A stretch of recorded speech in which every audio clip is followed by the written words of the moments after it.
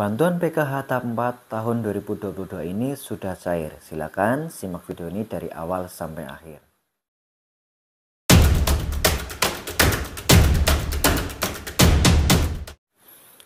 Assalamualaikum warahmatullahi wabarakatuh. Ketemu lagi dengan saya Fuad Hasan Febrianto, pendamping PKH Kabupaten Kebumen. Baik, gimana kabarnya Bapak Ibu semuanya, KPM PKH, pendamping PKH, dan sahabat sosial semuanya di seluruh Indonesia. Semoga selalu dalam keadaan sehat ya. Amin. Nah, baik, langsung saja di video kali ini nanti saya akan menjelaskan, menerangkan terkait dengan bantuan PKH di tahap 4 tahun 2022 ini. Namun sebelumnya mohon bantuannya, mohon keikhlasannya untuk bisa like, subscribe, comment, and share di bawah ini. Dan jangan sampai lupa untuk bisa klik tombol notifikasi loncengnya supaya Bapak Ibu semuanya bisa mendapatkan informasi atau video-video terbaru dari kami. Dan jika video ini bermanfaat, berguna, silakan untuk bisa di-share, dibagi ke teman-teman yang lain. Dan jangan sampai lupa, ketika nonton video ini jangan di-skip-skip, jangan dipotong-potong. Supaya apa? Supaya Bapak Ibu semuanya bisa mendapatkan informasinya secara lengkap. Terima kasih.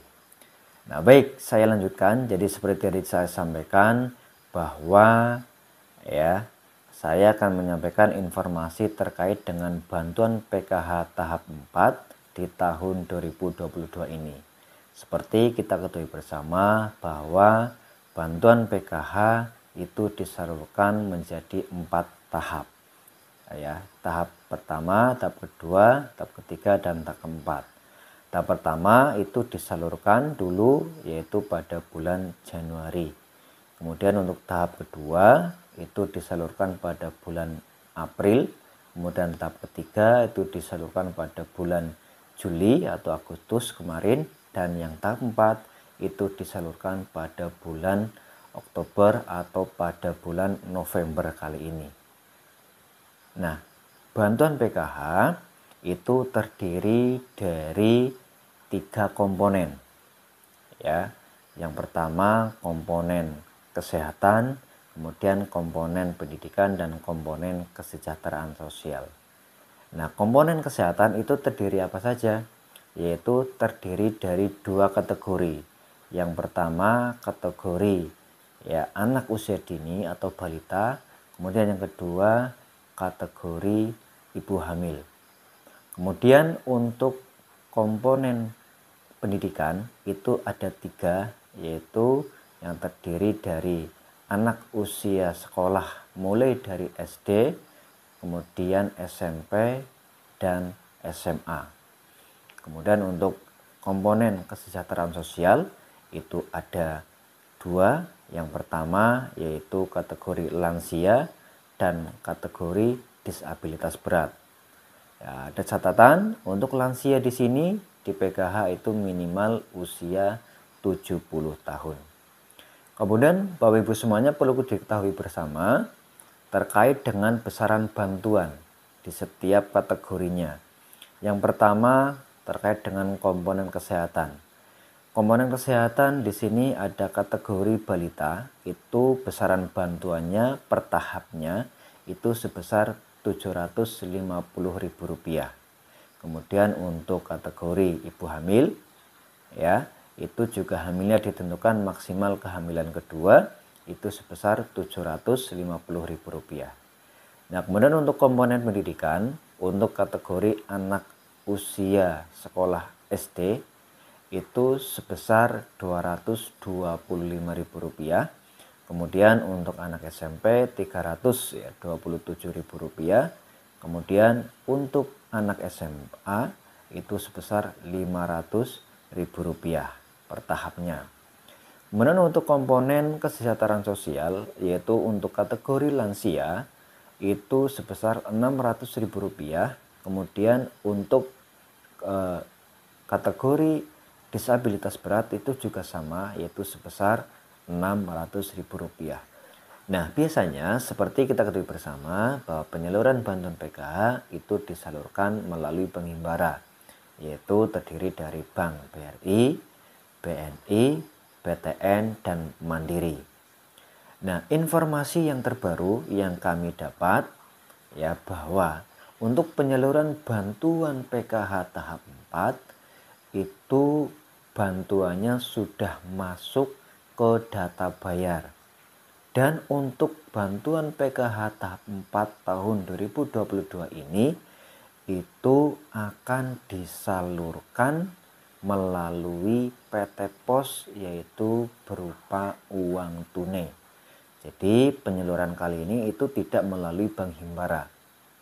Ya, ini berbeda dengan tahap-tahap sebelumnya, di mana penyaluran bantuan PKH itu melalui Bank Himbara.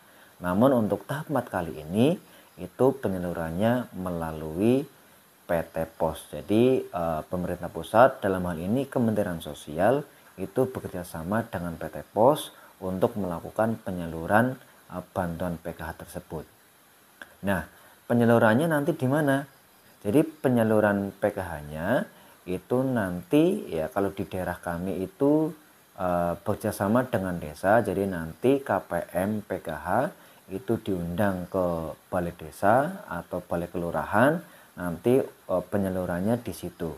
Jadi nanti di situ petugas pos datang ke kelurahan atau balai desa untuk melakukan penyaluran, dengan nanti KPM PKH itu diundang yang melalui undangan khusus yang dicetak oleh PT Pos itu tersendiri. Nah, kemudian apa saja yang dibawa, persyaratan apa saja yang dibawa oleh KPM PKH untuk bisa mengambil bantuan tersebut, yaitu yang pasti pertama itu KTP asli, ya, kemudian undangan, ya, undangan yang sudah diberikan oleh PT Pos. Kemudian jika di situ wakil yang mengambil itu harus membawa KK asli, kemudian membawa KTP dua-duanya.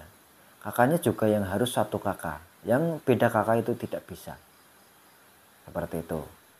Nah, perlu diketahui oleh para KPM PKH di seluruh Indonesia, setelah Bapak Ibu semuanya ya KPM PKH itu mendapatkan bantuan PKH-nya, ingat ya pesan Ibu Menteri dulu bahwa bantuan PKH itu diperuntukkan untuk kebutuhan ya komponen atau kategori PKH yang Bapak Ibu semuanya punya.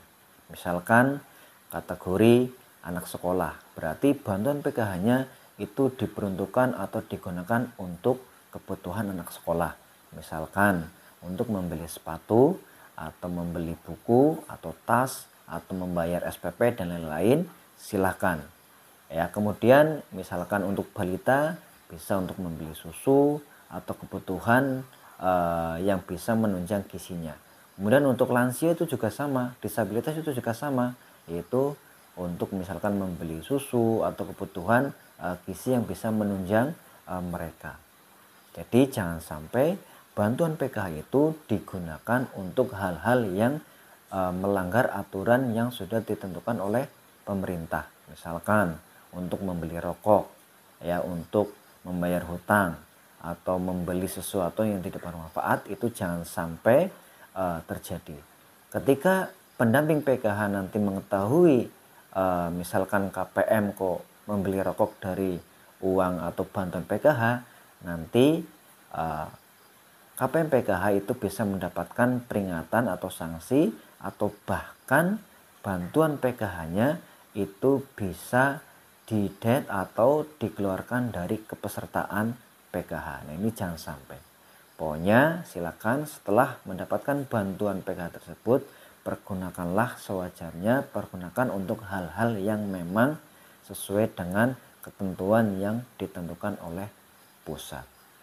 Mungkin itu yang bisa saya sampaikan terkait dengan bantuan PKH tahap 4. Jadi untuk bantuan PKH tahap 4 tahun 2022 ini itu disalurkan melalui PT Pos, tidak melalui Bank Himbara.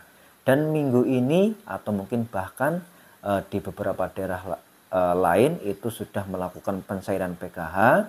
Namun di daerah kami, di daerah Kabupaten Kebumen, minggu ini mulai hari Rabu itu sudah mulai disalurkan bantuan PKH. Tidak hanya bantuan PKH, ada bantuan sembako dan bantuan BLT BBM. Oke, mungkin itu yang bisa saya sampaikan. Mudah-mudahan informasi ini bisa sangat bermanfaat sekali untuk para KPM PKH. Dan mudah-mudahan Bapak Ibu semuanya selalu disehatkan, tetap semangat, dan wassalamualaikum warahmatullahi wabarakatuh.